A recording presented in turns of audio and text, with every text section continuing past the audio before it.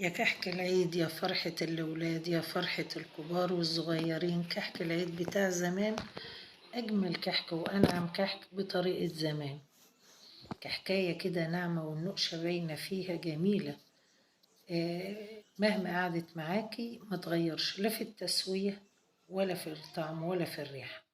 تيجوا نشوف هنعمل ايه مع كحك العيد. زي ما انتم شايفين كده السمسم بتاعنا حطيناه على الدقيق بنقلبه فيه. كمية السمسم دي براحتك فيه. الملبن يا جماعة أنا ضفت فيه معلقتين سمنة، وحطيت عليه زبيب. انتوا ممكن تحطوا المكسرات اللي انتوا عايزينها، ربنا يزيد ويبارك، اعملوا اللي انتوا عايزينه. كيلو دقيق يا جماعة أنا عاملاله نص كيلو سمنة زائد 50 جرام، يعني 550 جرام سمنة.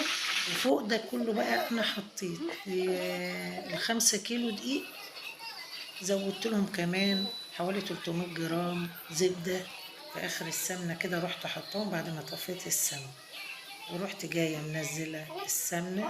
يبقى الكيلو الدقيق له 550 جرام سمنة. ولو عايزة تضيفي على الكمية قطعة زبدة أو قطعة قشطة، وإن ما كانش فيه ممكن لما الزيت يسخن معاكي ويتقلق وياخد راحته كده، بس اوعي يدخن منك لا يحرق لك العجينة. خليه الزيت مجرد ما يسخن وتحسي ان هو زي ما بتحاولي تقلي حاجة كده وما بتحرقش زيتك، يبقى السمنة بنفس الطريقة.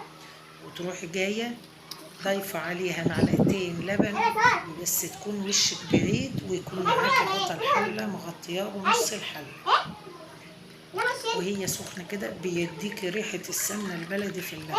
بعد كده يا جماعة بسينا الدقيق زي العجينة زي ما انتم شايفين كده بإيدينا رايحة جاية فيه لغاية ما برد خالص معانا. العجينة تبرد واحنا بنبس فيها تبقى اديتلها خدمتها. بعد كده بنزل خميرة. أنا عاملة على ال5 كيلو دقيق نص صابع خميرة، أو يعني يفضل الخميرة بتاعة الفران بتاعة العيش، الخميرة الطرية.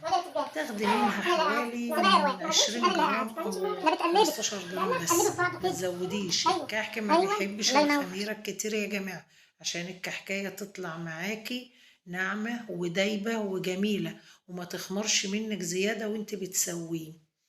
ادانا لكل كيلو دقيق كوباية لبن، ما زادش عن كده، ما خدش اكتر من كده. النقشة باينة فيه، هتشوفوها يا جماعة دلوقتي.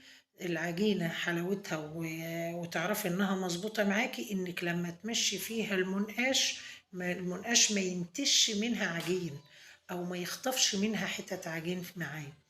تروحي جاية شوفي النقشة بسم الله ما شاء الله. ولما تقرصي الكحكة خليها انقشاها وهي على ما هي بتدورتها، ما تحاوليش تبططي الكحك عشان تاخدي كحك ناعم.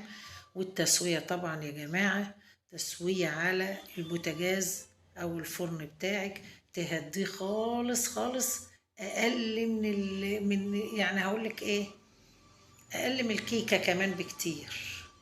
يعني ممكن نقول على درجة حرارة 100 بالظبط كده، ما يزيدش عن كده. الصاج معاكي بياخد تلت ساعة أو تلت ساعة و3 دقايق.